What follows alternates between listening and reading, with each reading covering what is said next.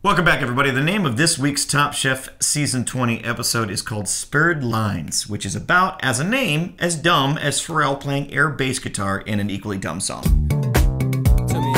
Victoire is the center of attention in the beginning of this episode as payback for me saying that she is from Italy and not the Congo. And if you're feeling like I'm getting off easy after such an egregious mistake, I want to let you know that all the beer I drank in last week's breakdown gave me my own double elimination.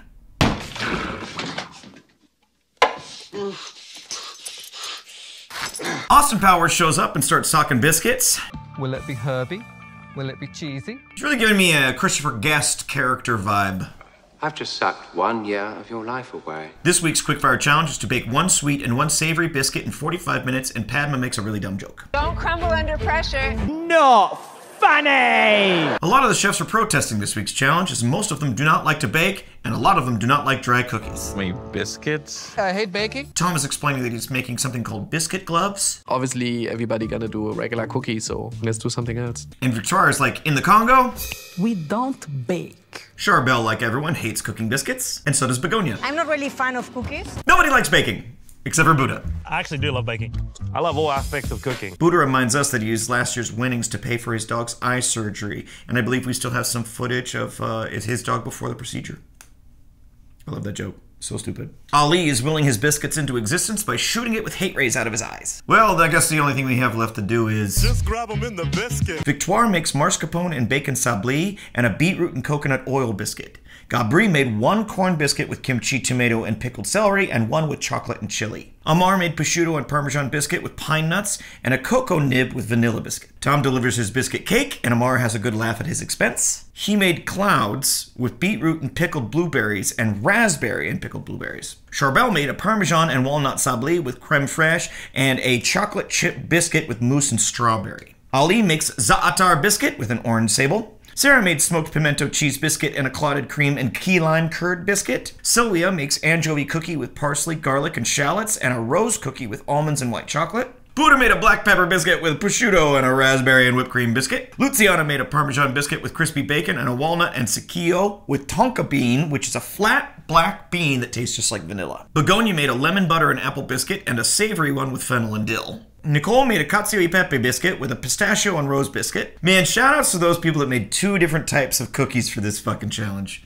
In 45 minutes, no less. I don't know about you guys, but I foresee a bong rip and a boulangerie in my future. Ali wins the challenge with his za'atar biscuit, and Tom gets shamed for making cake. The brief was very clear. Let's move on.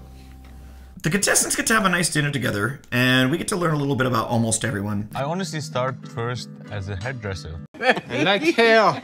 It's pleasant, it's peaceful, no one gets hurt. I think they did this to create more tension for the elimination challenge a little bit later. I'll go more into depth in that in a second. The next day, the chefs get to Hotspur Stadium, where they will compete bracket style in 3 rounds of 45-minute matches. They team up in groups of 3, and no one wants to team up with Ali.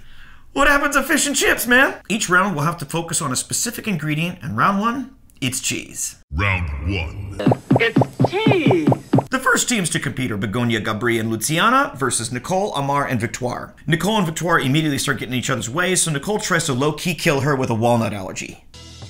Okay. Beautiful. Oh my god, you're losing your voice. This is not good. Victoire's definitely having a severe allergy attack. Seriously, they have to call an on-set medic and give her a Pulp Fiction-style injection. Down in a stabbing motion. Plating begins! Victoire, Amar, and Nicole made duck breast, roasted fruit, Stilton butter jus with blue cheese, and a walnut Victoire-killing crumble. Luciana, Begonia, and Gabri made a poached egg with pear and balsamic vinegar and Stilton foam crumble. The maroon team wins this round, and Victoire gets to live to cook another day. Fantastic. I can go back. No way, no way. No. The second teams to go head-to-head are Buddha, Tom, and Ali versus Charbel, Sarah, and Sylvia. And Sarah seems to be plotting some sort of revenge on the judges. Be constipated is what they're gonna be. After all those beers last week, that sounds like a dream. Buddha, Tom, and Ali made a braised onion with Wensleydale cheese puree, pickled grapes, pickled chilies, and a brown butter crumble. Charbel, Sylvia, and Sarah made a cauliflower Welsh rarebit, stout and cheese sauce, caramelized shallot, and cheese puree, and raw cauliflower. Top Chef Mexico judge Chavez loves it. It was so cheesy. And so the purple team wins. Now it's down to the yellow and green teams. They consist of Luciana, Begonia, and Gabri versus Buddha, Tom, and Ali. In round 2, the yellow team and the green team gets apples. You like apples? Luciana, Begonia, and Gabri made a crab and apple cannelloni with apple mayonnaise. Buddha, Tom, and Ali make a Bramley apple tart with caramelized apple, nut crumble, and creme anglaise. Both teams plated amazing dishes, but the yellow team wins largely due to the fact that the green team just plated a little bit too early. The green apples were already starting to brown a little bit on the outside when they plated. The final round is Gabri, Begonia, and Luciana that now has to compete against each other to stay in the competition.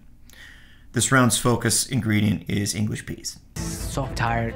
Another round and against my friends. Begonia loves peas. I feel like I don't want one of them going home. I didn't want to be in this situation. Gabri is making peas and beets, and I can't tell which one he's saying.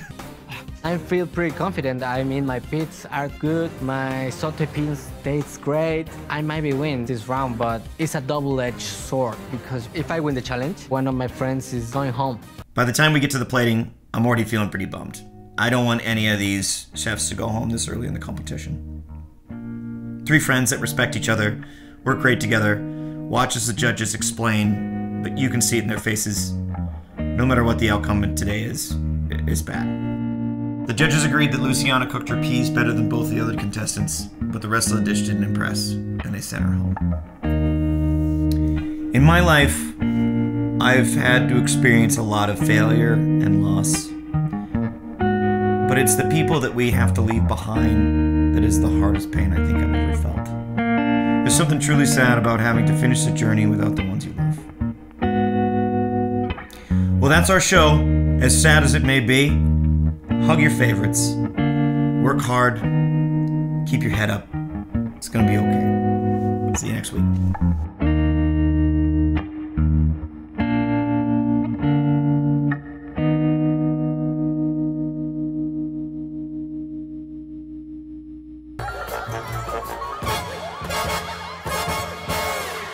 The sound of an English biscuit.